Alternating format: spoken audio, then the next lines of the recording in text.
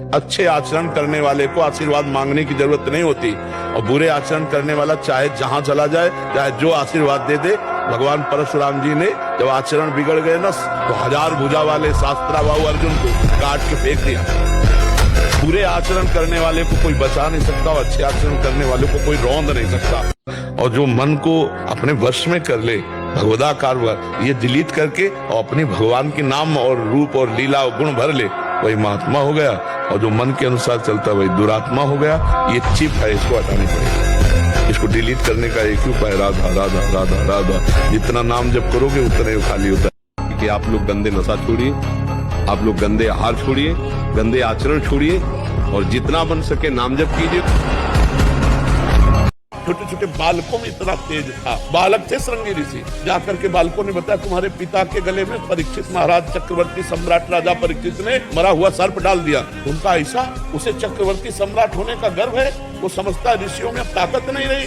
जल उठाया और कहा मैं श्राप देता हूँ, आज के 7वें दिन तक्षक नाग आएगा और उस परीक्षित को काटेगा और वो मर जाएगा। उनका ब्रह्मचर्य ही तो था। किसी भी भोगाकर्षण से हम प्रभावित ना हो। मान लो ये बात, इन गंदे चेष्टाओं में कभी सुख नहीं, कहीं सुख नहीं। केवल तुम मृत्यु का वर्ण कर रहे हो, अपने जीवन को नष्ट कर रहे हो।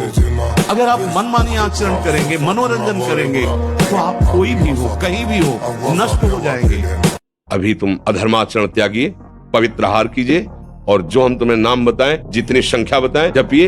1 वर्ष तक चलिए और फिर प्रभु से प्रार्थना कीजिए कि आप अनुभव कराइए कि आप कहाँ हैं और कैसे हैं। दोनों को उत्तर आपको मिल जाएगा। ये बुद्धि के द्वारा जो समझाया जाता है वो हम भी बोल सकते हैं साथ, कुछ फर्क नहीं पड़ना उससे। अगर तुमसे पूछा जाए तुम हो क्या, तो ऐसे ही करोगे।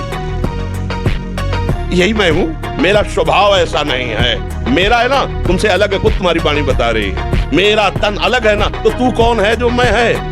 अब 0 पे आ गए। यही साधना वेदांत कराता है, मैं को जानने के लिए। बैठा है, देख लो, है नेत्र तुम्हारे, क्या देख लो, अंदर घुसो, यहीं बैठा, यहीं बैठा, यहीं। संपूर्ण ब्रह्मांडों में सबके पास बुद्धि है। उस सब बुद्धि का विधान करने वाला ब्रह्मा है, और ब्रह्मा को जो बुद्धि देता है वो भगवान है। अगर आप बार बार फेल होते रहे तो आपका उत्साह खत्म हो जाएगा।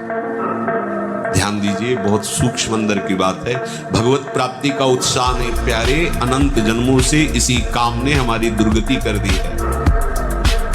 फिर समझ लीजिए, प्रारंभ से लेकर भगवत प्राप्ति तक आपको जो गिरा सकता है उसका नाम है काम। सब कुछ त्यागने में आप समर्थ हो सकते हैं। मनमानी व्यभिचार, मनमानी दोष, शास्त्र विरुद्ध आज्ञा, विरुद्ध आचरण, और आप फिर कहो हे भगवान हमारा काम मुझे कभी नहीं बनेगा। तिनकर काल रूप मैं भ्राता। भगवान के वचन सुनो, मैं ही उनको दंड देने वाला बनता हूँ, क्योंकि वो स्वामी है।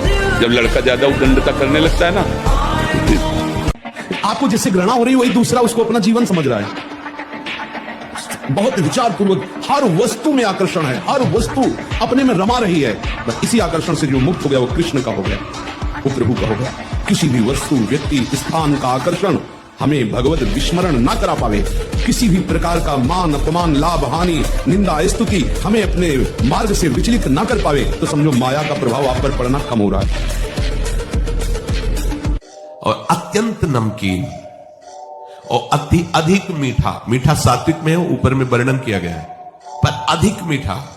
अब पता चला गुलाब जामुन आ गए तो 10, 12, 15 तक कोई बात ही नहीं है।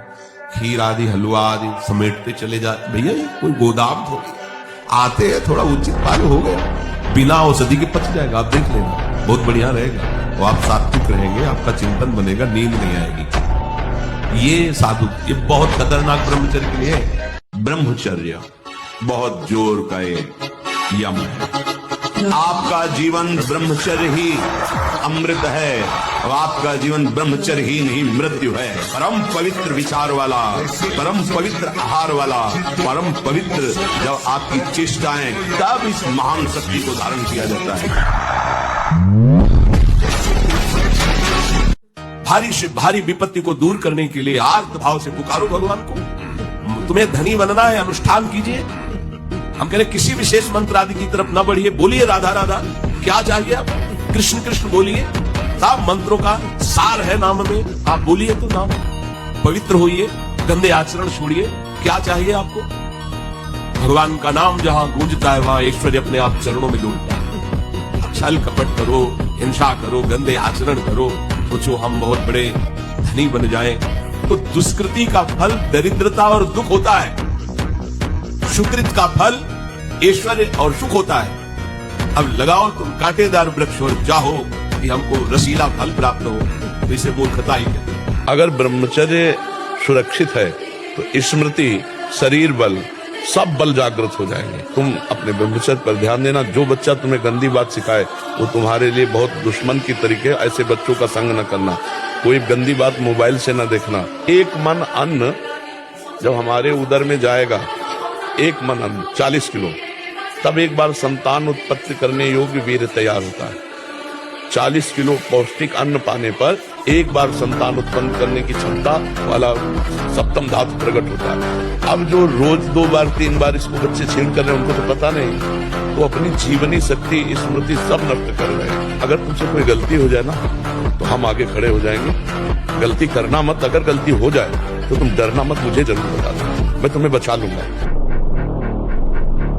संयम एक बहुत बड़ी सामर्थ्य है। जो बच्चे इस सत्संग को सुने वो खुद अपने हृदय में देख ले कि हमारा जो उनसे प्रार्थना करना है कि दोस्त बनाओ, हम निषेध नहीं करते। क्या हम हमारे 4 बहनें हों और हम उनके बीच में रहते हो तो हमें काम सताएगा क्या? क्या तुम ऐसे दोस्त नहीं बन सकते क्या? क्या जरूरी है कि काम की भावना से ही किसी से दोस्ती करना? जब ब्याह हो जाए, सदगृहस्थ बन जाओ, तब भगवान को प्रणाम करके गृहस्थ धर्म रूपी पूजा करो, कोई परेशानी नहीं। यही वो समय है आपको महान बना सकता है। यदि आप संयम से रहे, जब तक ज्ञान हो तब तक ब्रह्मचर्य से रहो, कोई नशा मत करो। तो जिसके दोस्त श्री कृष्ण है वो कभी भी परास्त नहीं होता। जिसे ब्रह्मचर्य रहना, उसे नित्य सत्संग सुनना चाहिए। सत्संग ही एक ऐसा है जो तुम्हें उठा सकता है। संसार में आज तक किसी की भी उन्नति हुई है तो उसे सत्संगी कहते हैं। और ब्रह्मचर्य रहने के लिए कम से कम 2 बार सर्वांग स्नान अत्यंत आवश्यक है। उसे ब्रह्मचर्य को सहायता मिलती, शरीर की गर्मी नष्ट होती है और हमारे भाव में भी पवित्रता आती है। आज जो बच्चे कहते हैं ज्यादा पढ़ो तो सर दर्द करने लगता है, आंखें कमजोर है, ब्रह्मचर्यहीनता, खुली बात कह रहे हैं, ब्रह्मचर्यहीनता। अगर ब्रह्मचर्य पुष्ट रखोगे कभी नहीं ऐसा बात आएगी। मीठा तो ब्रह्मचर्य में थोड़ा बस ले ले, इसके बाद अधिक मीठा भी वो जहर का काम करेगा, स्वाभाविक ब्रह्मचर्य को नष्ट करेगा। जो भोजन कब्जियत बनाती है, अगर ऐसा भोजन पाया जाएगा तो ब्रह्मचर्य अपने आप अपने दोष के रूप में नष्ट हो जाएगा। सात्विक भोजन, पेट साफ बहुत आवश्यक। हल्का भोजन, कम मात्रा में, पेट उधर, बहुत सुंदर आपके भजन की वृत्ति बढ़ेगी। आपका ब्रह्मचर्य बहुत लंबे समय तक आबाद चलेगा। मैं भगवान का दास हूँ। मैं किसी भी स्थिति में निराश, उदास, हताश नहीं हो सकता हूँ। मैं हर कोशिश करूंगा, बाहरी और आंतरिक शत्रु कोई भी मुझे परास्त। हमारी बात हर विद्यार्थी अगर मान ले, हमें फिर इसका उत्तर दे। आप अपने ब्रह्मचर्य को छीण मत करना, आप कोई नशा मत करना जब तक विद्यार्थी नहीं कर रहे हो। ये बहुत बड़ी साधना है। और अगर आप ग्रेजुएट ना हो जाए तो मुझे बताना। मन भगवान को भी गलत साबित कर सकता है। इसकी चक्कर में जो फंस गए तो धज्जिया अच्छे अच्छे कांपते इससे, यह ऐसा देवता है। और गुरु कृपा पात्र से ये मन का भाई एक ही शब्द है, गुरु कृपा ही केवलम। महाराज रहे ना कि लंबे समय तक परिणाम न मिलने पर भी निराशा नहीं आनी चाहिए। मैं नीच हूँ, पतित हूँ, व्यभिचारी हूँ, दुष्ट हूँ, पर अब आपका हूँ और आपका ही रहूंगा। अब अगर आपको ऐसे ही मुझे रखना है तो मैं ऐसे ही आपका रहूंगा, और अगर आपको सुधारना तो सुधार लो, मैं आपका हूँ। ये हम शरणागति की बात कह रहे हैं, बहुत आनंद का विषय। आप क्या चिंता, आप जैसे चाहो वैसे रखो, मैं आपका हूँ। अपनी तरफ से प्रयास करके गलत आचरण करना ये नहीं होगा। प्रयास गलत आचरण से बचने का है। क्या मुर्दे जैसा जीवन, जो इंद्री जैसा चाहे वैसा डाउन कर दे, जैसा चाहे वो हमें शोक दे दे, दुख दे। थोड़ा सा साहसी बनो, तुम भगवान के अंश हो, तुम कुछ भी कर सकते हो, कुछ भी।